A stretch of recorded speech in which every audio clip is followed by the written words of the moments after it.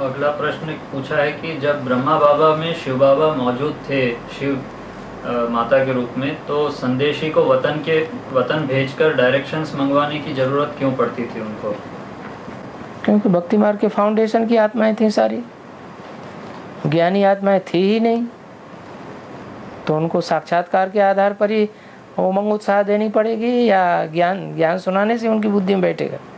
साक्षात्कार से शुरुआत जो हुई है वो साक्षात्कार से हुई है या ज्ञान से हुई है? साक्षात्कार से। तो वो सब सारी आत्माएं भक्ति मार्ग की हैं। भक्ति मार्ग की आत्माओं को, भक्तों को तो ज्ञान से तो नहीं उठाया जा सकता। इंटरनेट पे एक फोटो भी डाला है यज्ञ किया वो ब्रह्मा बाबा के समय का, जिसमें ब्रह्मा बाबा संदली पर बैठे हैं और बगल में एक बहन वो ट्रांस में गई हुई है, उसके हाथ इस तरह से हैं, तो वो भी पिक्चर दिखाया हुआ है। सामने लोग बैठे हुए हैं और वो ध्यान में गई हुई है इस तरह से हाथ रख करके। तो मतलब ब्रह्मा बाबा के सामने ही मतलब ये सारा पार्ट ट्रांस में जाने का ये सभी संदली पर बैठे बैठे सामने ही चल रहा था। माने संदली पर जब बैठते हैं तो शिव हमेशा प्रवेश ही करता है। वो तो जा भी सकते हैं शिव है, वो तो कभी भी प्रवेश कर भी सकते नहीं। शिव प्रवेश करता है सिर्फ ज्ञान सुनाने के लिए, या शिव प्रवेश करता है कोई भी इंद्रियों से एक्ट करने के लिए। अगर ब्रह्मा बाबा बैठे हैं और सामने संदेशी बैठी है तो कोई जरूरी थोड़े कि शिव बाबा प्रवेश ही है।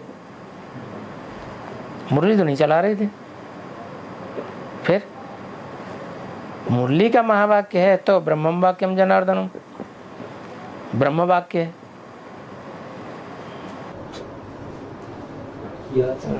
When in practical Brahma Baba was alive and Shiv Baba used to enter Brahma Baba, then why was the need to send daughters into the subtle world and for visions and have directions? Baba said because at that time knowledge was not there. They were all based on the path of bhakti. So for such souls these visions are necessary. In the beginning also the foundation was laid on the basis of visions which Brahma Baba had. So he also said that in a picture on the internet which someone had shown about the BKs, Brahma Baba sitting on the sandli and a daughter besides him going into the subtle world, into the trance. So Baba said this does not depict that Shiv Baba was in Brahma Baba at that time, because it is not necessary that if Brahma Baba is sitting on the sandli, Shiv Baba is entered in him, because the main purpose that Shiv Baba has is to narrate knowledge. And if such thing has come in the Murlis, the Mahavakya, then it will be called as Brahmam Vakyam Janatma. Otherwise, no.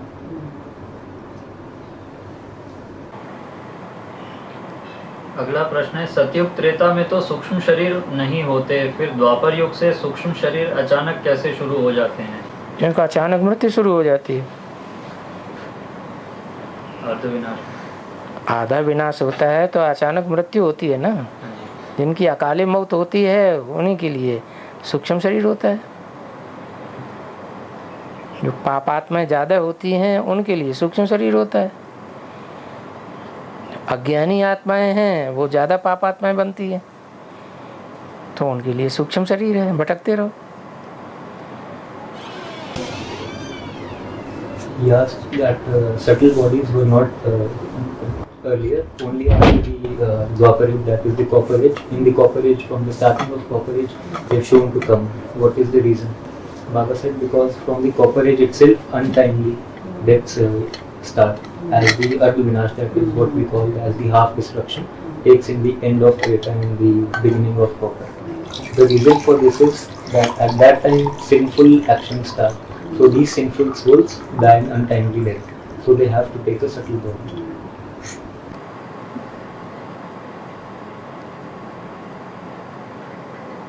अगला प्रश्न है कि कहीं तो मुरलियों में कहा गया है कि अखबारों में छपवाने के लिए पैसा मत दो, और कहीं कहा है कि पैसा देकर भी छपवा लेना चाहिए मैटर, तो कौन सी बात सही माने? बेसिक में कहा गया पैसा दे करके भी झूठी बात को एडवर्टाइज करो, क्योंकि अंग्रेज जो लोग हैं वो क्राइस्ट को फॉलो करने वाले हैं, वो एडवर्टाइजमेंट में ज़्यादा विश्वास करते हैं। अपनी भारतीय परंपरा जो है वो ज्ञान और योग को एडवर्टाइज नहीं करती, गुप्त रखती है। तो जो उस समय बोला है वो बात अब लागू नहीं हो सकती। सच्चाई को, दुकान में तुम्हारे बढ़िया माल रखा हुआ है, सच्चा माल रखा हुआ है, उसको एडवर्टाइज करने की ज़रूरत है? लोग अपने आप जो खाएंगे इसमें बड़ा बढ़िया है, अरे उस दुकान पे जाओ तब तुमको असली बात का पता चलेगा। तो अपने आप जो एडवर्टाइज हो वो ज़्यादा अच्छा, या ढोल मजीरा बजा बजा करके एडवर्टाइजमेंट करो वो ज़्यादा अच्छा, पैसा खर्च करके? अपने आप जो पता चले वो सच्चाई है। सच्चाई सर के ऊपर चढ़ के बोलती है, उसको एडवर्टाइज करने की ज़रूरत ही नहीं। Yes, in some Murlis it is written that you should not pay money to get your material printed in the newspapers, and at some points it is said that you can give money and get your material published. So why is there a contradiction in these? Baba said it is about the basic knowledge that you can give money and get your material published for the advertisement, because there are the Christian souls and the followers of Christian who like to advertise, but in the Indian tradition, yoga and gyan, they are not the things to be advertised. Baba gives an example, if in a dukan, that is in a shop, if someone has nice items, then we needs not advertise these items. People automatically will consume those items and popularize them. So Indian tradition does not believe in this advertisement. इसी तरह की विरोधी बातें जो है राखी के संबंध में या भोग के संबंध में, गीतों के संबंध में भी मुरलियों में आती है कि भाई राखी बांधनी चाहिए या नहीं बांधनी चाहिए, भोग लगाना चाहिए नहीं लगाना चाहिए, इस तरह से। तो जब भी हम इंटरनेट पे सेवा करते हैं हम कहते हैं कि भाई जो आप कर रहे हो वो श्रीमत के विरुद्ध है, एडवांस पार्टी इसमें विश्वास नहीं रखती है, तो फिर वो मुरली पॉइंट दिखा देते हैं कि भाई देखो मुरली में ये कहा कि क्या मुरली में क्या है कि भोग लगाना चाहिए या चाहिए, कहीं लगे बोला है बहुत, तो मुरली में तो ये और बोला है भोग ध्यान दीदार हुआ समय बेकार, टाइम वेस्ट होता है, इससे कोई फायदा नहीं। क्या बाबा के, ब्रह्मा बाबा के नाम का बदनाम करने वाले पैदा हो गए? कौन सी मुरली में कहा बाबा ने कि भोग लगाना चाहिए? ना जैसे मुरली में आता है कि भाई आज सदगुरु आ रहे हैं भोग लगता है, वो मुरली का पॉइंट है। वो ब्रह्मा बाबा इंटरफियर करके भी तो बोलते हैं। तो जहाँ भोग भोग की बातें हैं वो सब भोग ही बोलते हैं। वो शिव बाबा की घड़ी घड़ी मुरली चलती जा रही है, अच्छा टोली बांधो, टोली लाओ, बच्चे तुमको टोली मिली, ये क्या बात हुई? ये ब्रह्मा बाबा की इंटरफेरेंस। तो फिर अंदर से समझते हैं हम जो बोल रहे हैं उससे कोई असर नहीं पड़ रहा है, तो टोली खुला के खिला के मुंह बंद कर दो।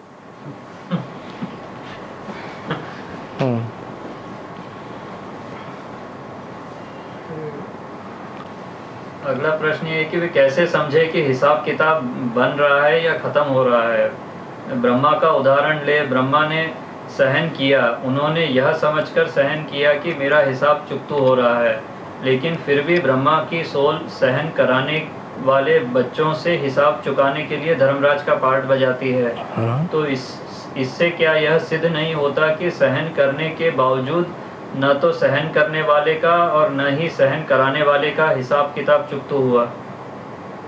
सहन कराने का हिसाब किताब चुकतू क्यों नहीं हुआ? सहन करने से हिसाब किताब चुकतू नहीं होता है। लेकिन फिर ब्रह्मा बाबा का तो हिसाब किताब चुकतू हुआ। हाँ। लड़कों का बन गया, बच्चों का तो बच्चों का जो हिसाब किताब बन गया उसे पूरा कौन करेगा? अच्छा। और किसके निमित्त से पूरा होगा? ब्रह्मा के। फिर जिसके निमित्त से हिसाब किताब बनाया है बच्चों ने, उसी के निमित्त से पूरा होगा। खाओ सजा। He asked about the tolerance, the endure, what we have to endure. So by enduring, don't our accounts get settled? Baba says certainly accounts do get settled. As for Brahma Baba, he tolerated and endured a lot, so all his accounts got settled. But that of children, new accounts got into making, and because of this, the result is that now they have to suffer punishments. They gave him sorrow, Yes. and they made him tolerate. So he tolerated. So his karmic account was cleared. But the karmic account of the children, they were not cleared. So through whom will they get cleared? It is through the soul of Brahma only. So when Brahma plays the role of Dharmaraj, then the karmic accounts of those children who made him suffer will be cleared later on. That is even the final destruction. Yeah. तो माता जी पूछ रही कि क्या ये विनाश के समय ये सारे हिसाब किताब चुकते होंगे? अभी भी चुकते हो रहे हैं। Even now they are being settled. उनको ज्ञान के डंडे लगते जा रहे हैं, वो कुछ बोल नहीं पा रहे हैं। अभी ज्ञान की बात है, आगे चल के स्थूल में भी सजाएं खानी पड़ेंगी, न सुधरे तो।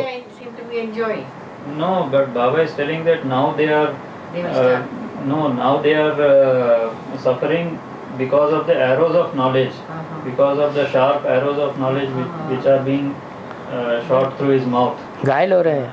Now they are getting injured through the words, arrows of knowledge, which is at the level of words, but later on it will be through actions also. अगर नहीं सुधरे तो If they do not get reformed, if they do not get reformed through words, then they will have to suffer in actions also later on. Do not get reformed in what way? Do not Means reforming is following the Srimad, following the Srimad, the advanced knowledge. advanced knowledge.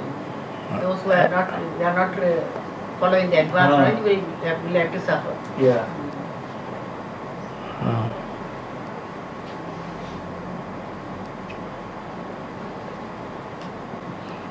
फिर अगला प्रश्न ये है कि शंकर के पाठधारी ने सबसे ज्यादा प्योरिटी का पुरुषार्थ किया, फिर मुरलियों में ऐसे क्यों आता है कि भक्ति मार्ग में मानते हैं कि माताओं कन्याओं को शिव के मंदिर में नहीं जाना चाहिए? तो सन्यासी मानते हैं, बाबा तो कहते हैं खूब जाना चाहिए सभी को है। मुरली में तो ये बोला है, सन्यासियों का कहना है कि कन्याओं माताओं को शिवलिंग की पूजा नहीं करनी चाहिए, नजदीक भी नहीं जाना चाहिए। लेकिन बाबा क्या कहते हैं, शिवलिंग की तो खूब पूजा करनी चाहिए। He asked that why is it considered that sisters and virgins should not go in Shiv Baba's temples? Shiv Baba's temple. Baba said it is what sannyasis tell, that Kanya and Mata, that is virgins and mothers, they should not go in the temples of Shiv Mandir and worship Shivling. It is not Shiv Baba who tells this. Baba says they should worship him a lot. They should go in his temples a lot. In the unlimited. सबसे ज्यादा पूजा किसकी होती है? Who is worshipped the most? Shiva. क्यों, उसका आधार क्या है? What is the basis? पूजा का आधार क्या है? What is the basis for worship? Mukti, no? Mukti. Purity. Path of purity, path of devotion, they ask for mukti. No, but Baba is asking what is the basis for the Shivling being worshipped? Purity. Purity. हाँ, तो शिवलिंग में purity है तभी तो पूजा होती है। It is because of purity that Shivling is worshipped. Means the actor playing the role of Shivling has imbibed that much of purity that he is worshipped in the. और वो प्योरिटी सिर्फ एक पार्वती की बात थोड़ी है, तुम सब पार्वतियाँ हो। सब पार्वतियाँ हो माने इसका मतलब चाहे आक हो, धतूरा हो, कैसा भी फूल हो, वो भी उनको अर्पण किया जाता है। Baba is telling it is not just about one Parvati, it is about everyone. It may be any kind of flower. Means in the temple of Shiv they offer all flowers with bad odor, arc flowers. So Baba is telling it is about all kinds of actors. सबको संग के रंग से pure बनाता है। He purifies everyone through the color of company. संकरन। तो सन्यासी कहते हैं उसकी पूजा नहीं करनी चाहिए, उसका संग नहीं करना चाहिए, उसके दर्शन नहीं करना चाहिए। और बाबा क्या कहते हैं, खूब पूजा करनी चाहिए। सन्यासी से that you should not see that Shivling, you should not be in his in its company. But what does Shiv Baba say? Shiv Baba says you can worship a lot. Who? है। अगला प्रश्न है एक तरफ तो मुरली में कहते हैं कि आगे चल के नंबरवार बिठाएंगे, दूसरी तरफ कहते हैं कि बोर्ड पर नंबर लिखकर नहीं बतावेंगे, तो फिर नंबरवार कैसे बिठावेंगे? ये भी तो कहते हैं अभी नहीं बिठा सकते, आगे चल के अभी अगर बिठावे तो बवंडर हो जावे, आगे चल के बिठावेंगे। इसका मतलब आगे चल करके जब ज़्यादा संख्या हो जाएगी सच्चाई के ऊपर चलने वालों की, तब नंबरवार बिठावेंगे। तो फिर वो एक तरह से, तो फिर जब एक तरफ कहा गया है कि वे बोर्ड पे लिख करके नहीं बतावेंगे, तो जब नंबरवार बिठावेंगे तो इसका तो अर्थ ये हो गया कि माने 500 करोड़ का पात्र जो है, पार्ट क्या है वो सबका एक बाबा बताएगा? ये संभव है? फिर ये तो अपनी आत्मा के पार्ट को वो अपनी आत्मा ही ज़्यादा रियलाइज कर सकती है, कोई दूसरा रियलाइज कर सकता है? खुद आत्मा रियलाइज। फिर तो ये जो नंबरवार बिठाने की बात कही गई है, ये फिर स्थूल, ये तो इन्होंने प्रश्न करने वालों ने जोड़ी है इसका, इस बात से। बिठाने की बात अलग है, पार्ट क्लियर करने की बात अलग है। बुद्धि में बात बैठ जाएगी कि ये ये फलाना पार्ट है। जिसकी बुद्धि में बैठ जाएगी कि मेरा ये पार्ट है, दूसरा कोई कुछ भी समझाता रहे, वो अपने रास्ते पे चलता रहेगा, वो नहीं मानेगा, क्योंकि उसे रियलाइज हो रहा है वो जिस पुरुषार्थ की गति पे चल रहा है उसमें वो चलेगा, कितने भी इंटेंस आए, हिलेगा नहीं है। रावण के पार्ट को सारी दुनिया थू थू करती रहे, रावण है, राक्षस है, दुष्ट है, चोर है, डकैत है, वो नहीं मानने वाला, वो उसी को ठीक मानेगा, है वो उसी को ठीक मानेगा, उसी को ठीक मानेगा। मैं नहीं होता तो राम क्या होता, राम की क्या वैल्यू, ऐसे संकल्प आएंगे उसको। मेरे होने से ही, मेरे अस्तित्व होने से ही राम की वैल्यू है। उसी में अपनी श्रेष्ठता को साबित करता है, अपनी शक्ति को साबित करता है। Yes, Murli's at one point it is said that later on children will be made to sit number wise on the basis of their purusharth that they make. And on the other hand, it is said that Baba will not reveal anyone's part through writing on the board or paper. What is this contradiction? Baba said, this is not for now, that Baba will not make children sit number wise at this moment because they'll not have firm faith, they'll not believe in it. It is about later on. And this question which has been asked, Baba said it is asked by those who have doubtful mind. They should not be, these two topics should not be mixed. To make children sit is one thing and to realize the part is another thing. Baba does not reveal the part of the 500 crore soul, that is the all human souls that are in this human world. Baba will not reveal their part. Giving the example of Ravan, Baba said, no matter what people say, कि Ravan is a thief, he is a bandit, he is a bad character, Ravan will not be influenced by all these things. He'll have only one thought, because if I am there, then is the value of Ram. Without me, if I am there, then only Ram has his own value. Without me, even Ram would have no value. So, is that true? No. This is what Ravan believes. He does not get influenced by the thoughts of people. Just giving an example of Ravan, Baba said the realization of one's own part. This is a different thing, and to make it people is a different thing. Shiv बाबा ने ब्रह्मा द्वारा केवल मीठा part बजाया और राम वाली आत्मा द्वारा मीठों के लिए मीठा और खारों के लिए खारा पार्ट बजाते हैं। तो कुछ ऐसी मीठी आत्माएं भी होंगी जो बाप का खारा पार्ट देखकर डर जाती होंगी, तो ऐसी आत्माओं को क्या करना चाहिए? उनको उमंग उत्साह दिलाना चाहिए। डर किसको होता है? देह अभिमानी को होता है, आत्मा अभिमानी को होता है? देह अभिमानी को होता है। तो देह अभिमानी को आत्मा अभिमानी बनाओ, बाप का ज्ञान मिलेगा तो आत्मा को अपने पार्ट की भी रियलाइजेशन होगा। बाप की पहचान नहीं है तो अपने पार्ट की रियलाइजेशन कैसे होगा? आत्मा को आत्मा का परिचय दिलाओ, तो देहवान छट जाए। तो क्या ऐसी आत्माओं को बुद्ध धर्म की आत्मा कहेंगे? क्यों, उनको अपने पार्ट का रियलाइजेशन नहीं होता है? रियलाइजेशन तो सभी को होता है, रियलाइजेशन हो जाएगा तो डर खत्म हो जाएगा।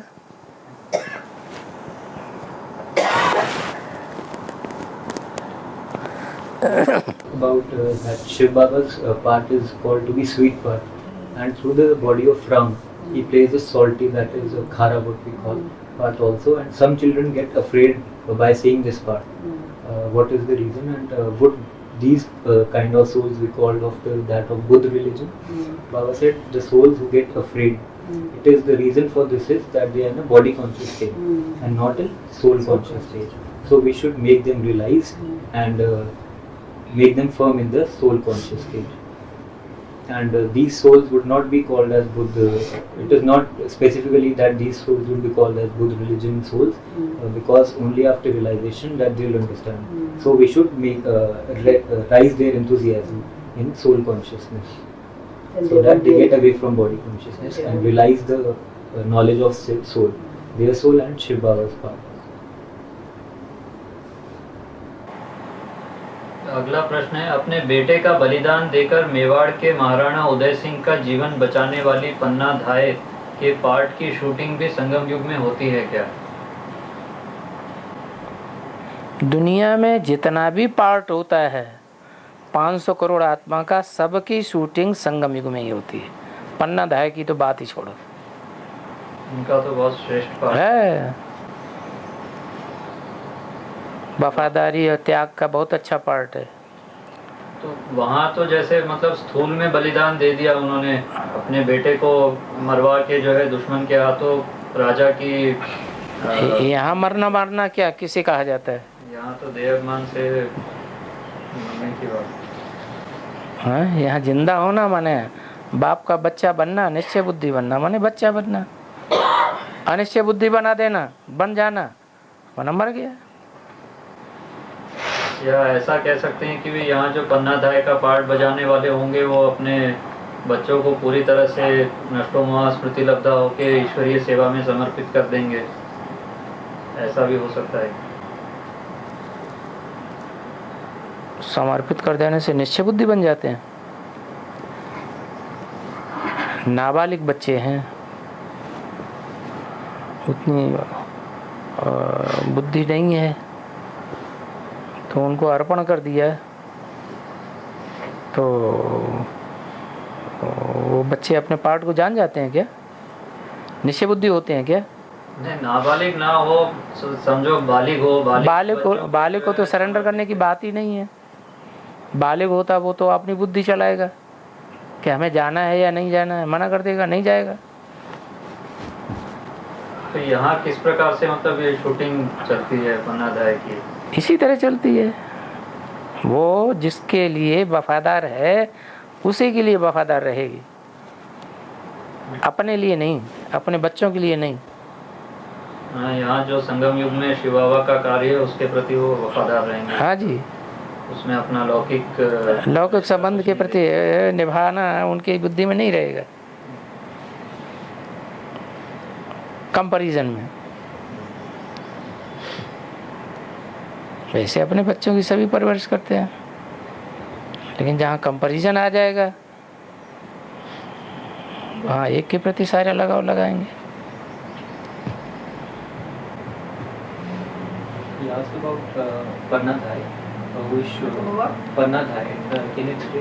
She is a character from history. She is said to be the maid of Maharana of Rajasthan, king of Rajasthan. So she sacrificed her own son, newborn son, to save the life of a prince called Uday Singh. So when the enemy came, they thought that this is the prince sleeping on the bed. So they killed him. But it was actually the son of that maid. She hid the original prince somewhere else and put her own son in his place. So her son was killed instead of the prince. So that prince was saved. So that what I asked, that how is the shooting of that incident performed in the confluence age.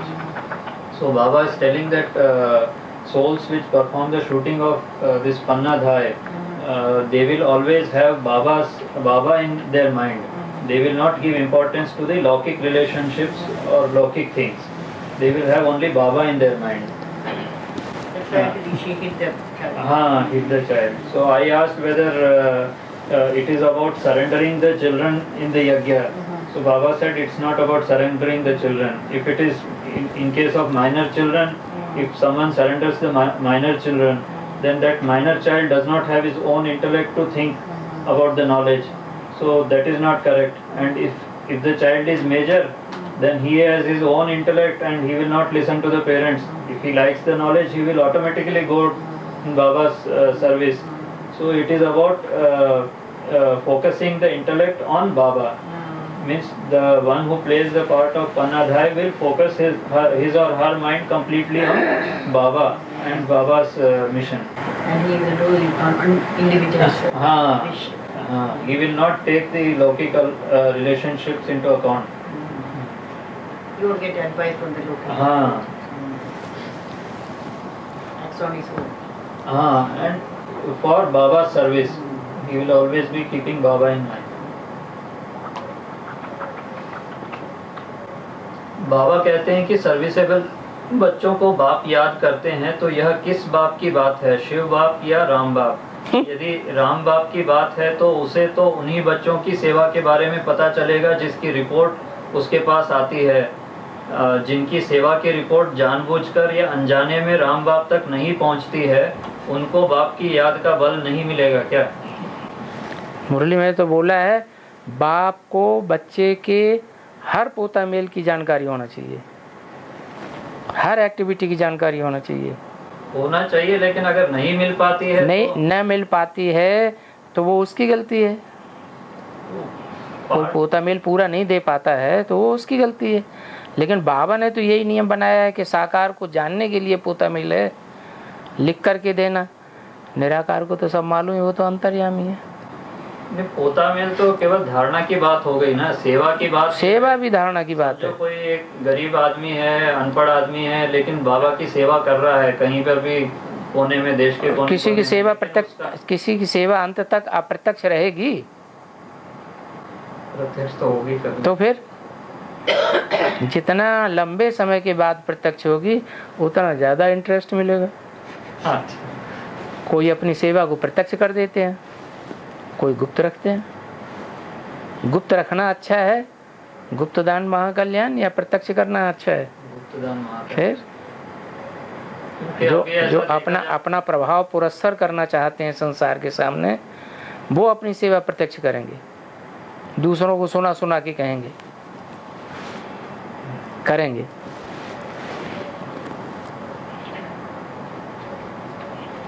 क्योंकि अभी तो ऐसा देखा जा रहा है advance party के में कि भी बाबा तक हर बात जो है पहुंचती नहीं है सब जगह की। तो उसके लिए चिंता करनी चाहिए। चिंता कौन करेंगे?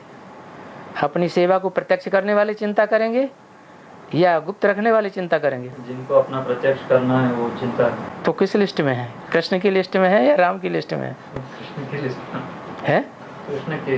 फिर क्राइस्ट को फॉलो करने वाले हैं ना। क्यों चिंता करनी चाहिए कि हमारी सेवा पहुंची या नहीं पहुंची, जानकारी हुई या नहीं हुई? अरे जो सेवा करता है उसका रिजल्ट तो अपने आप पहुंच जाएगा। जिसकी सेवा करेंगे वो ही कहेगा इन्होंने हमको बताया तब हमको पता चला, नहीं हम तो बिल्कुल अज्ञान में थे।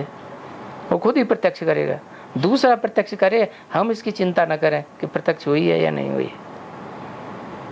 अभी तो एडवांस पार्टी में नए नए भर्ती करने वालों की संख्या फिर भी लिमिटेड है, तो लोगों में होड़ लगी रहती है कि भाई निश्चय पत्र में जो नई आत्माएं आती है वो हमारा नाम लिख दे कि भाई इन्होंने हमको संदेश दिया या इन्होंने। तो आप समझ लो वो क्रिश्चियनिटी वाली हैं आत्माएं या गुप्त रखने वाली आत्माएं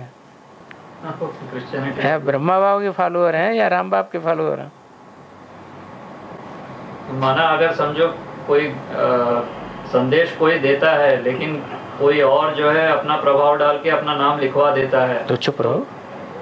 जब जानते हैं किसी की कुछ भी सेवा अप्रत्यक्ष रहने वाली नहीं है, आगे चल के सब कुछ प्रत्यक्ष हो जाएगा।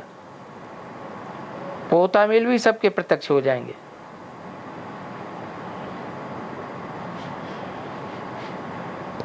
जिनको हम समझते हैं ये हमारे बड़े प्यारे हैं, ये नहीं कुछ बताएंगे, वो ही बताने लग पड़ेंगे।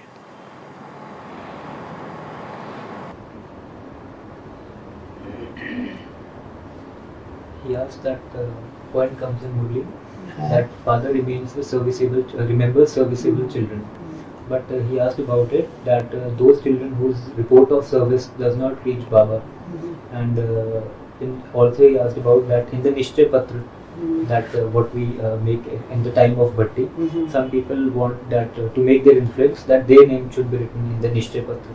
So what is the explanation for this? Baba said that the pota meal of every child, complete pota meal should reach the father. And the question which he also asked was that it is about which father? Is it about Shiv or about Ram? So Baba says it is about the Ram, that is the corporeal body in which Shiv enters. So explaining it, Baba says that the service which every child does, it is not going to remain obscure till the end. And longer the waiting period, that is longer the time that the service remains obscured, the greater is the welfare. It is called Gupta Dan Mahakalyan. That is the obscure donation brings about great welfare. So explaining this, Baba also says that on one side, those who want that their service should be revealed, their influence should be made. They become more influential in any kind of service, be it in the Nishchay Patra or in other forms. So they are the followers of Krishna. In the category of Krishna we'll put them, not in the category of Ram. And Baba says that Krishna and Christ, their horoscope is matched. So they come in the list of Christians, we can say in a way. बाबा तो संगम में सरल हिंदी में ज्ञान सुनाते हैं, लेकिन द्वापर कलयुग में 2500 वर्ष के लिए संस्कृत जैसी क्लिष्ट भाषा ही धर्म ग्रंथों की भाषा क्यों बनती है? इसकी शूटिंग संगम पर कैसे होती है? भाषा होती है, कोई बात कहेगा और वो बात उसकी समझ में नहीं आती है, भले हिंदी में बोल रहा है और दूसरों की समझ में आ रही है, वो भी हिंदी भाषा भाषी, वो भी हिंदी भाषा भाषी, लेकिन जो बात कही गई वो एक को समझ में अच्छी तरह आ गई और दूसरे को समझ में नहीं आई, तो कहेंगे इनकी भाषा ही ऐसी है, हमारे पल्ले नहीं पड़ती। तो ये जो एडवांस नॉलेज है ये भी सुधरा हुआ ज्ञान है, सुधरा हुआ गीता ज्ञान है, सबको समझ में नहीं आता। हाँ, वो बाकी जो पाली और प्राकृत जो चल रही थी वो सुधरा हुआ नहीं है, अनसुधरेली भाषाएं।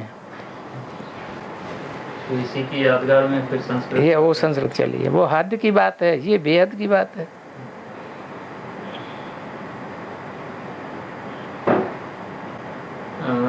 I asked that in the Confluence age, actually Baba narrates the knowledge in Hindi only, but during the Copper Age and Iron Age, for 2500 years, it is the complex language like Sanskrit, which is the medium for all the religious scriptures in India.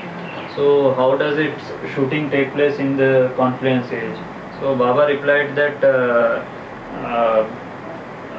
many people explain the knowledge, but in case of some, it is easily understandable by the listener. But in case of some, however much he explains, the listener will not be able to understand.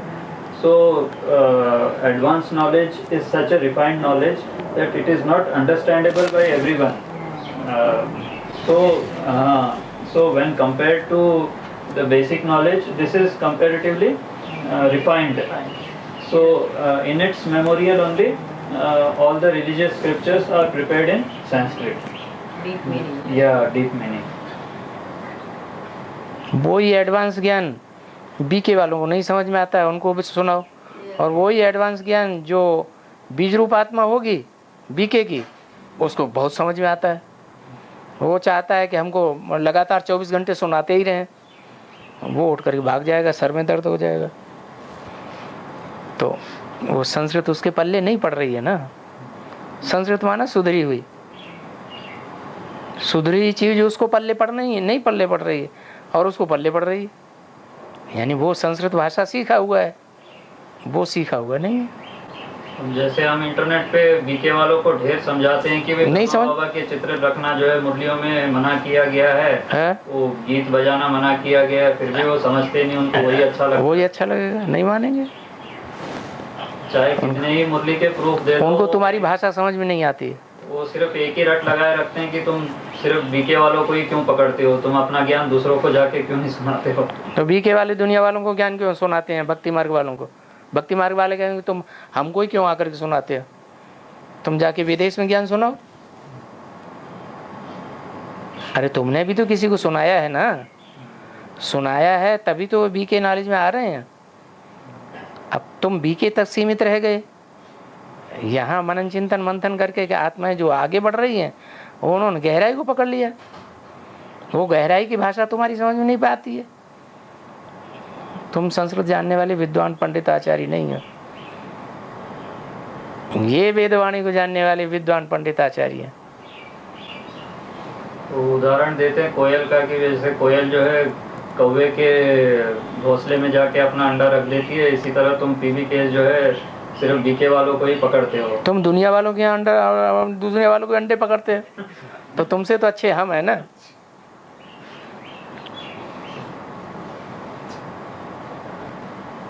और वो ज्ञान के आधार पर तो जवाब दे नहीं पाते, तो बस यही ग्लानि की बातें जो है कहते हैं बस वो कि भाई। तो तुम्हारे पास जवाब कम है क्या? जवाब तो देते रहते हैं हम। तो जवाब देते रहते, लेकिन विश्वास नहीं है कि हमने जो जवाब दिए वो कंप्लीट है या नहीं है। नहीं, विश्वास तो है। विश्वास है तो ये काहे के लिए पुलंदा लेके आए फिर? इनमें से तो कई हमने जवाब दिए हुए हैं, ऐसा नहीं है जवाब कई। ठीक है, अभी और दे दो, जिसके न दिए हो ठीक से और अच्छे से उनको दो जवाब है। और वो क्योंकि एडवांस पार्टी वाले भी सारे जो है बाबा के मुख से सुनते हैं ज्ञान, तो उनको सही लगता है, और हम जवाब देते हैं तो सोचते हैं कि ये अपनी मनमत पे जवाब दे रहे हैं। कई बीवी केस भी इस तरह से जो इंटरनेट पे पढ़ने वाले हैं वो समझते हैं, तो इसलिए एक बार बाबा से कई चीज़ें वेरीफाई करवा लें तो वो ठीक रहता है। तो वो वेरीफाई करें ना, वो इतनी मेहनत तो करते नहीं है ना। तो जो आदमी सागर की गहराइयों में घुसेगा तो रतन मिलेंगे, बाहर ही बैठा रहेगा तो कहाँ से मिलेंगे? पुरुषार्थ तो करना पड़ता है, उन्हें इतनी चाह नहीं है। कई तो इनमें मेरे भी प्रश्न शामिल है बाबा, इसमें सारे इंटरनेट वाले ही नहीं है, कुछ तो जो मुरली के हैं प्रश्न कुछ मेरे भी शामिल है, जो मतलब मुरलियाँ पढ़ते सुनते टाइम जो कुछ प्रश्न मेरे मन में भी उठे हैं वो भी इसमें शामिल है। तो उसके लिए बैठे क्यों रहे? मौका मिला नहीं तो जमा होते रहे इसी तरह। क्लास नहीं हुआ क्या दिल्ली में? और वहाँ बच्चे ही इतने ढेर सारे प्रश्न पूछते रहते हैं, छोटे छोटे, वही भक्ति बार। अच्छा, भक्ति मार्ग वालों को चांस देना है, ज्ञान के प्रश्न पूछने की चांस नहीं देना है। चलने दो भक्ति मार्ग, होने दो बाबा का टाइम बेस्ट। बाबा अगला प्रश्न है, शिवाजी के बाद महाराष्ट्र में पेशवाओं का जो राज्य चला उसका इतिहास पढ़ने से पता चलता है कि सत्ता के मोह में पेशवा पद के दावेदारों ने एक दूसरे की या पेशवाओं की हत्या कर दी। बाबा तो कहते हैं कि इस तरह हत्या करना मुस्लिम राजाओं का काम है, तो जिन हिंदू राजाओं ने ऐसे काम किए क्या उनके लिए यह कहा जा सकता है कि वो मुस्लिम धर्म की कन्वर्टेड आत्माएं हैं?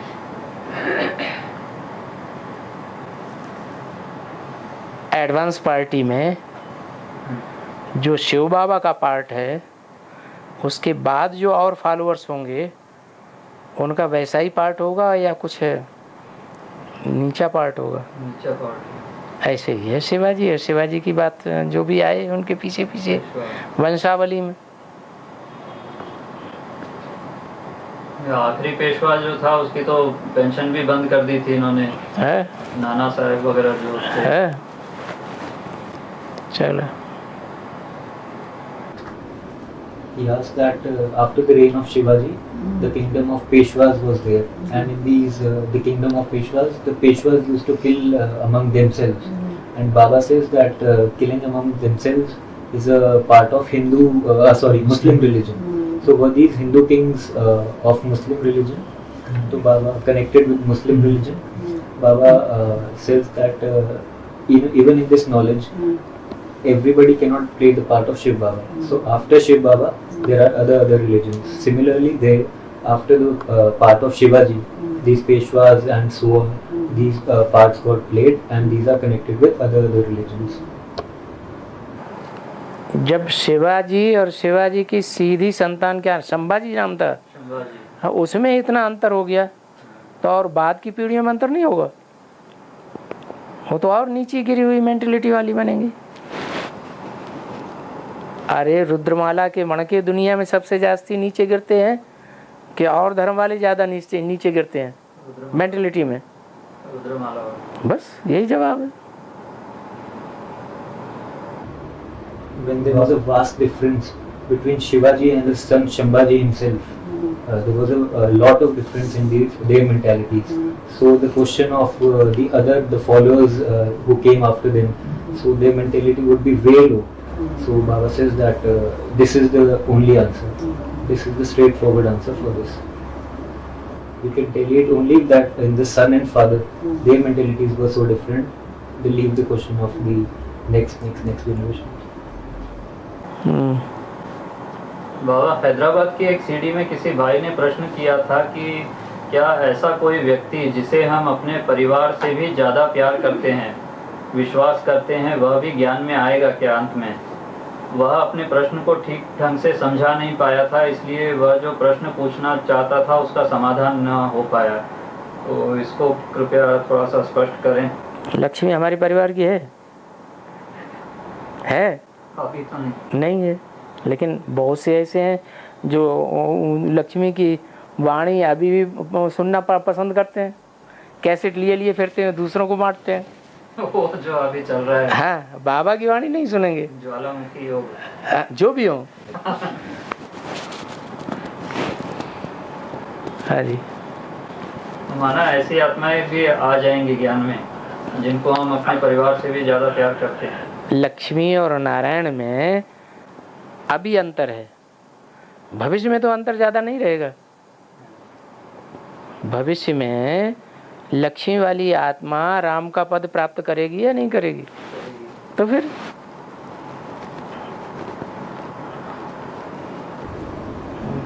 Yes, there are many souls, those who love other souls, even if they're not of the same family. So would those souls come in the advanced knowledge also? Baba said, at present, is Lakshmi a part of your family?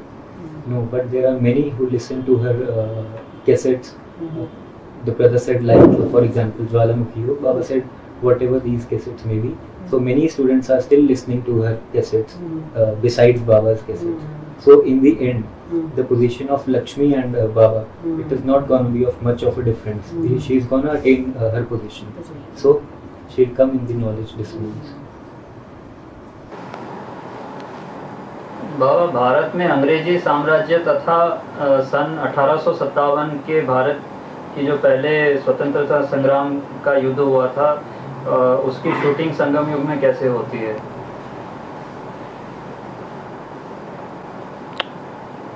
अभी ब्राह्मणों के यज्ञ में basic में देखा जाए तो मुख्य भाई कौन कौन से माने जाते हैं? निर्वैर भाई, रमेश भाई और करुणा भाई, ब्रिजमोहन भाई। और ज्यादा सत्ता किसके हाथ में है? रमेश भाई। बस जिसके हाथ में ज्यादा सत्ता है वही है, वो मुखिया के तौर पे अंत में आ जाएगा।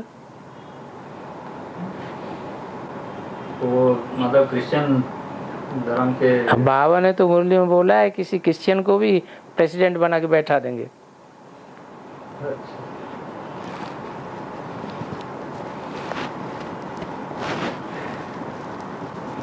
तो फिर ये जो 1857 का स्वाधीनता संग्राम है, तो इसकी शूटिंग कैसे होगी? फिर जब वो क्रिश्चियन अत्याचार करने लगेंगे तब उनके विरोध में फिर सच्चा ज्ञान सुनने वाले जो है वो फिर उनको उखाड़ फेंकेंगे।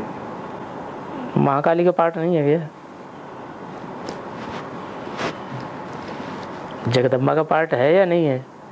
बस जगदम्बा ही महाकाली बनती है। तो वो फिर लक्ष्मीबाई का पाठ कहें?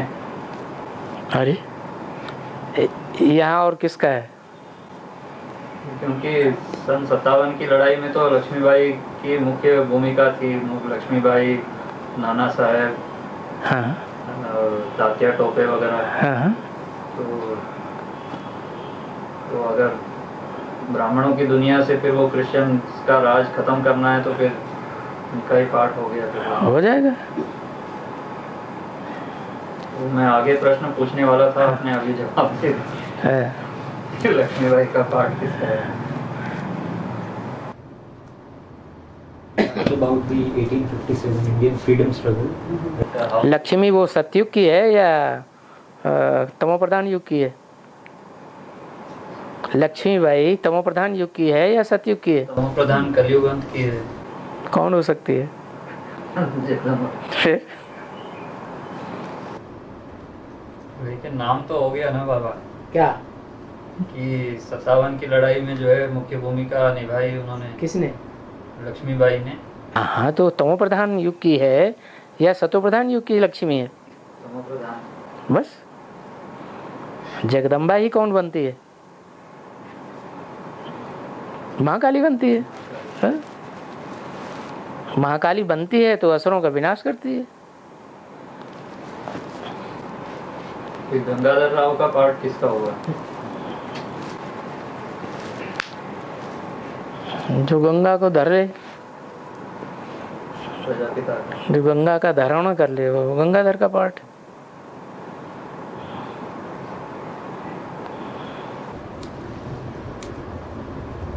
He asked about the 1857 Indian freedom struggle, and the main roles like Tantya Tope and Rani Lakshmibai is shown to have played a main role, and to bring the destruction of the kingdom of these Christians. How is it tallied here? Baba said, who are the main three brothers considered to be in the beacon knowledge? Giving the example of Ramesh Bhai, Nirvay Bhai and Brij Mohan Bhai. Among these, Ramesh Bhai, he is the controller, main controller, and he is connected with Christian religion.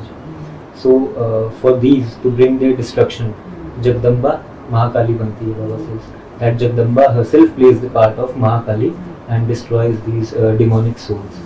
So it can be tallied with that Tamopradhan part that she plays in the 1857 freedom struggle. So Baba says that it can be tallied with Rani Lakshmibai. Brother also asked about the part of Gangadhar, who was the husband of Rani Lakshmibai. So whose is that part? So Baba said, one who holds Ganga in his intellect.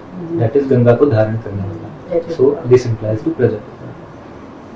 बाबा मुरली भी बोला था कि रमेश भाई जब कोई बात चला था तो बाबा ने बोला कि आप तीनों मिलके एक होके जो कुछ राय लेना। ये किसने बोला? उसके बाबा अव्यक्तवाणी में अभी हाल के अव्यक्तवाणियों में, हर अव्यक्तवाणी में तीनों भाई मिलते हैं। तो उनको अव्यक्त बाप दादा बोलते हैं कि भाई आप तीनों मिलके एक राय होकर के जो है कार्य करो आप। अभी लेकिन चलती इनकी है शायद। लेकिन संभावना है कि तीनों मिलकर के कार्य कर सकेंगे? नहीं। लेकिन बेहद में बाबा बोलते हैं या हद में बोलते हैं? बाबा जो रमेश बोलते हैं तो कोई बेहद का पार्ट बजाने वाला रमेश है या हद के चित्र बनाने वाला रमेश है? बाबा हद के चित्र बनाने वाले रमेश की तरफ बोलते हैं। हाँ, ये तीनों ही बेहद के हैं। और रमेश माना क्या? रमा ईश। कौन हुआ? रमा का ईश कौन है? स्वामी। रमा पार्वती को कहा जाता है, उसका स्वामी कौन है? शंकर जी। वो ही है बम्बई का हेड। हर हर बम बम। बम्बई है विनाशकारी, दिल्ली है स्थापनाकारी। दोनों को प्रेरित करने वाला है वो तो सेव हुआ है। ऐसे मंथली जो ज्ञानामृत तो निकालते हैं उसमें भी दिया हुआ है कि कैसे उन्होंने प्रदर्शनी निकाला। रमेश भाई का पूरा दिया हुआ था कैसे प्रदर्शनी से कैसे आगे विदेश में उन्होंने सेवा। बाबा ने कहा है माया की मत से प्रभावित होकर के ढेर चित्र बनाए हैं, नहीं तो असली चित्र तो 4 ही हैं, 5 त्रिमूर्ति, गोला, झाड़, सीढ़ी, लक्ष्मी नारायण। और जो ढेर के ढेर चित्र बनाए हैं वो माया से प्रभावित होकर के बनाए।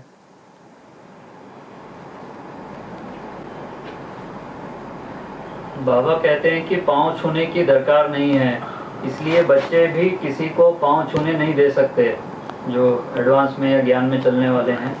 लेकिन यदि कोई व्यक्ति जो हमसे उम्र में कम है और कई बार मना करने के बावजूद भी हमारे पाँव छूता है तो क्या इसे श्रीमत का उल्लंघन कहेंगे? वो अज्ञानी है, ज्ञानी है।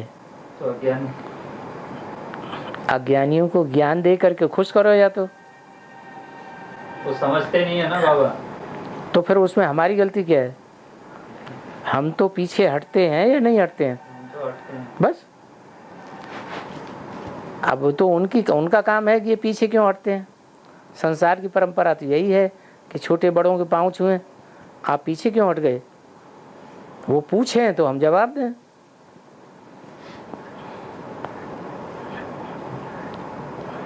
देह की पूजा करने की बात ही नहीं है। हम तो उनको बताते हैं कि भाई हम तो अपने बाबा के भी पाँव नहीं छूते, ना नमस्कार करते हैं, फिर आप हम तो लायक ही नहीं है कि भी आप हमारे पाँव छुए हैं। हाँ जी, लेकिन समझते ही नहीं है। हाँ जी। Brother asked about that it comes in movies that you don't need to touch Baba's feet and neither you should get your feet touched by anyone. So those who do not imbibe by this or even forcibly have to get their feet touched upon by others, so is it a violation of Srimad? Baba says there are only 2 ways for this, because the ones who are touching your feet, they are not having the knowledge, they are ajnanis, that is they are ignorant people. So you should give them godly knowledge so that they understand why is there not a need to touch your feet. The other thing that you can do is move away, but they will not listen if you move away, so it is not your fault. When you get away, then the question which should come in the mind, in the ignorant people's mind, that why are you moving away?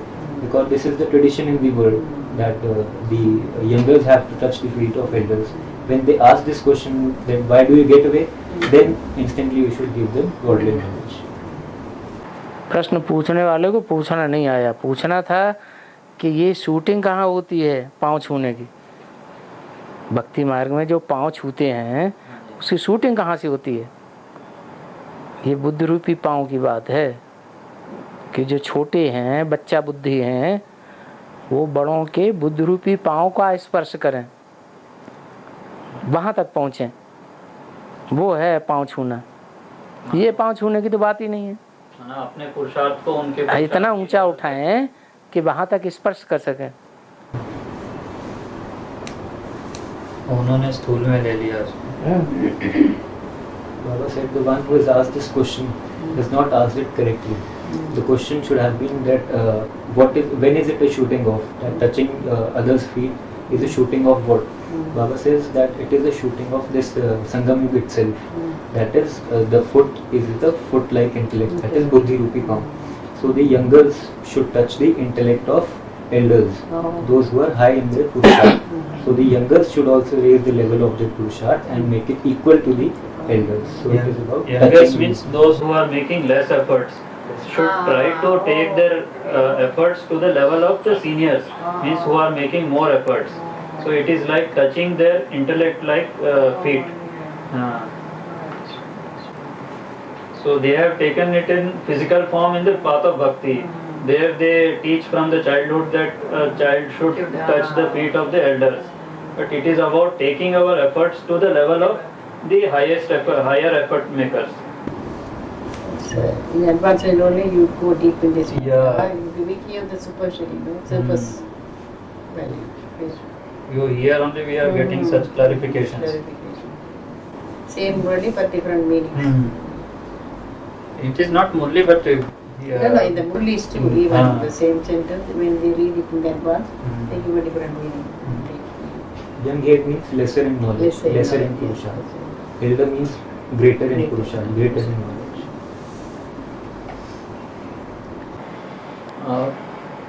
27/11/2008 की मुरली में कहा है कि दिखाते हैं Rangoon की तरफ एक छमछम तालाब है जहां स्नान करने से परी बन जाते हैं, लेकिन वह परी आदि तो बनते नहीं। तो यहाँ रंगून के तालाब का बेहद में क्या अर्थ होगा? उनके रंग में रंगो, जिसके रंग में रंगने से तुमको ज्ञानियों के पंख आ जाएंगे, वो है रंगून। किनके रंग में रंगो? शिव बाबा के रंग में रंगो। जो पार्ट भविष्य में आने वाला है, इनके रंग में न रंगो। उनके रंग में रंगना माने रंग ऊन, ऊन के रंग में रंगो।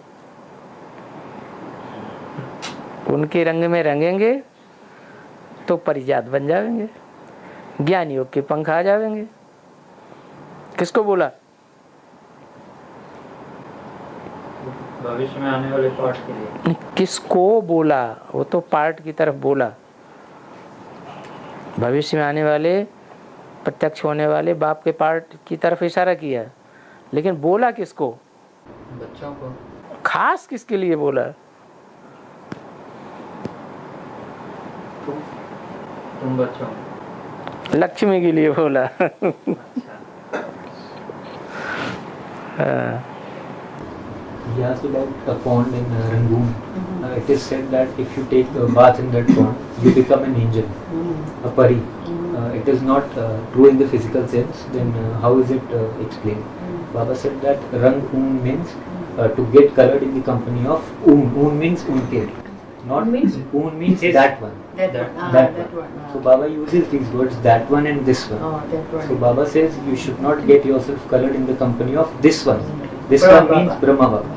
That one means Shiv Baba.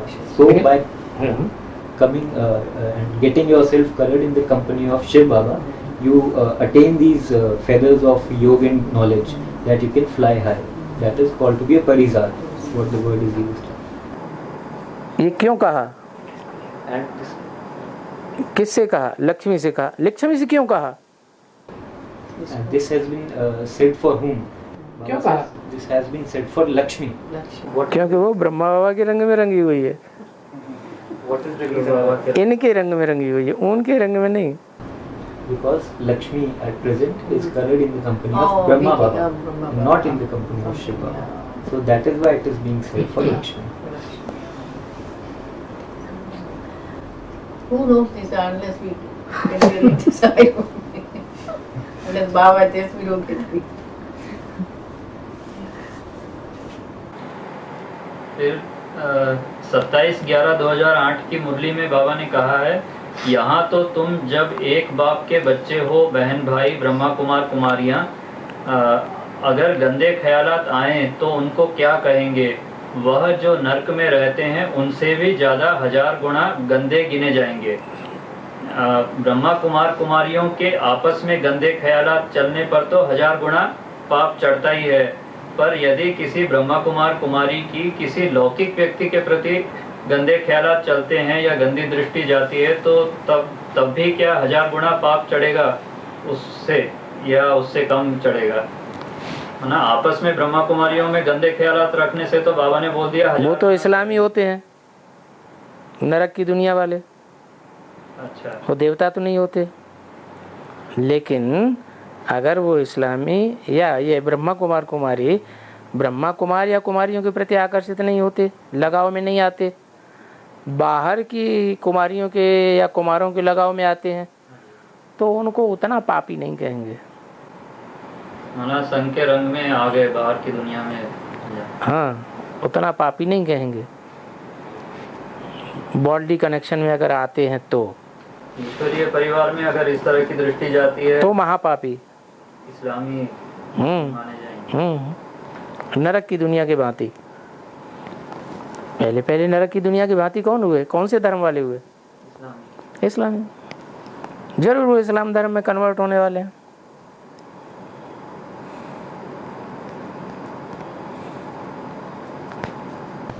He asked that if children of godly knowledge, if they have bad thoughts, the corrupt thoughts amongst the Brahma Kumar Kumaris themselves, and Baba says that they are loaded with 1,000 multiplied, their sins are 1,000-fold sins. 1,000-fold sins. But when their thoughts are bad and degenerated, but towards the Lokik world, then would it be counted as the same? No, this is Babu. People who knows Baba, if they make a this- mistake with 100,000. No, what I asked is that if Brahma Kumaris think dirtily about each other or have dirty vision towards each other, then they will accumulate 1,000 times, 1,000-fold sins. 1,000 times Thinks नहीं। पाप। Things से नहीं पाप बनता है। Since बोला, हाँ? Since बोला मैंने। सिंस? हाँ, सिंस। हाँ पाप हाँ करता है। हाँ But if these Brahma Kumaris have a dirty vision or dirty thinking about the Lokik people, not among Brahma Kumaris, but if they have dirty vision towards the Lokik world, Lokik people, then do they accumulate similar fold, 1,000-fold sins or lesser? So Baba said they will accumulate lesser sins.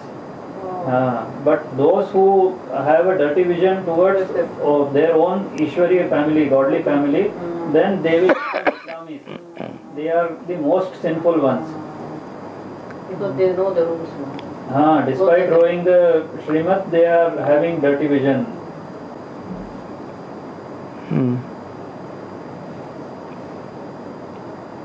बाबा कहते हैं single ताजधारी राजाएं double सिरताज राजाओं के सामने माथा झुकाते हैं। तो ब्राह्मण परिवार में सिंगल ताजधारी और डबल सिरताज राजाएं कौन हैं?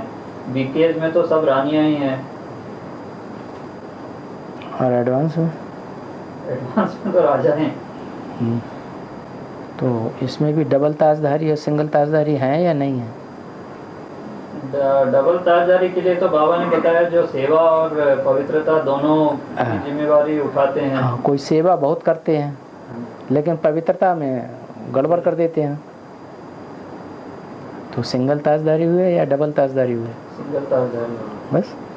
वो फिर उनकी पूजा करेंगे जो डबल ताजदारी हैं। हाँ, उनकी पूजा करेंगे, यहीं पूजा करेंगे, संगम युग में ही उनको पूजा करनी पड़ेगी, मान सम्मान देना पड़ेगा। हाँ जी, झुकना पड़ेगा। He asked that those with a single who are shown to be of a single crown, the kings of single crown, they bow their heads before those who have a double crown. What is the explanation for this? Because in the basic knowledge there are only queens. The kings are in advanced knowledge. So what is the implication? Baba says that what does single crown and double crown mean? Double crown, to attain double crown means the crown of purity And responsibility. the responsibility of purity and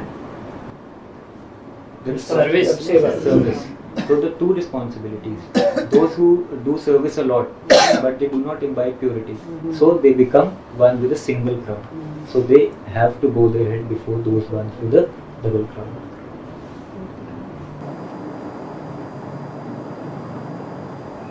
दिनांक 13/12/2008 की मुरली में बाबा ने कहा है 75 प्रश्न है। क्यों और लंबा करना चाहते हो? कह रहा है कि टाइम हो गया, आप ज्यादा प्रश्न मत करो।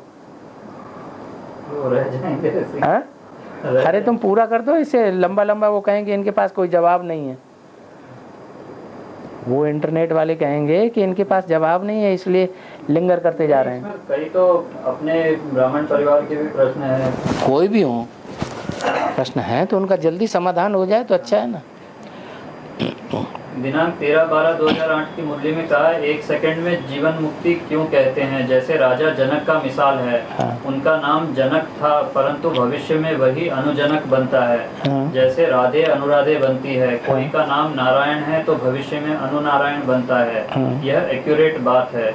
तो अनुनारायण अथवा अनुराधा का मतलब क्या हुआ? जो अनु माने जो पीछा करे, फॉलो करे, उसको अनु कहते हैं। जो संगम फॉलो करने वाला। नारायण या लक्ष्मी का संगमयुगी नारायण को कौन फॉलो करता है अव्वल नंबर में? संगमयुगी नारायण को, लक्ष्मी नारायण को अव्वल नंबर में फॉलो करने वाली आत्माएं कौन? अष्टदेव। हाँ? ब्राह्मण परिवार में एडवांस में तो अष्टदेव ही हुए जो पूरी तरह से फॉलो करते हैं। बच्चा बाप को फॉलो नहीं करता है करता है। तो ब्रह्मा बाबा और सरस्वती फॉलो करने वाले नहीं हुए, करें। फर्स्ट लक्ष्मी नारायण सत्ययुग के नहीं हुए, हाँ? वो सब अनु हैं, हाँ, सेकंड सत्युग के नारायण, जो उत्तरोत्तर सेकंड थर्ड फोर्थ सेवेंथ। और दिनांक 24/11/2008 की मुरली में बाबा ने कहा है, बाबा ने समझाया है यह साकार है बाहरयामी, इनके अंदर जो लॉर्ड रहता है वह है लॉर्ड ऑफ लॉर्ड। कृष्ण को लॉर्ड कृष्णा कहते हैं ना, हम तो कहते हैं कृष्ण का भी लॉर्ड ऑफ लॉर्ड वह परमात्मा है। उनको यह मकान दिया गया है तो यह लैंड लेडी और लैंड लॉर्ड दोनों हैं, यह मेल भी है तो फीमेल भी है। वंडर है ना। तो ये लैंड लेडी और लैंड लॉर्ड कौन है, ब्रह्मा या प्रजापिता? शिव बाबा। शिव बाबा। हाँ, अर्धनारीश्वर नहीं है, स्त्री पुरुष दोनों कंबाइंड नहीं है बस। हाँ, फिर 1857 की क्रांति के हाँ। महानायक, हाँ, कुछ लंबा खिंच जाएगा ना फिर बाबा, ट्रांसलेशन करते रहेंगे तो फिर बहुत लंबा खिंच जाएगा। आ गए ना प्रभाव में। वो उधर से इशारा दे रहे हैं। He asked about landlord and landlady basically. Whom would we call in the knowledge landlord and landlady? Baba said it would be called for Shiv Baba because the part of Ardhanarishwar, that is half man and half woman. It is played in the Shiv Baba itself. So he would be called as the combined landlord and landlady, Shiv Baba. 1857 की क्रांति के महानायक नाना साहब के विषय में कहा जाता है कि क्रांति के बाद अंग्रेज उन्हें सारे भारतवर्ष में ढूंढते रहे पर ढूंढ नहीं पाए। उनकी मृत्यु के बारे में कोई निश्चित प्रमाण नहीं है। नाना साहेब मराठा साम्राज्य के अंतिम पेशवा के पुत्र थे जिनके साथ मराठा साम्राज्य समाप्त हो गया। क्या यह पार्ट प्रजापिता का नहीं हो सकता? नाना साहब का भी पार्ट हो सकता है और लक्ष्मीबाई के पति का भी पार्ट हो सकता है और सारे पार्ट उसी के हो सकते हैं। अगर गंगाधर राव का हो गया फिर तो इनका नहीं होगा। हाँ,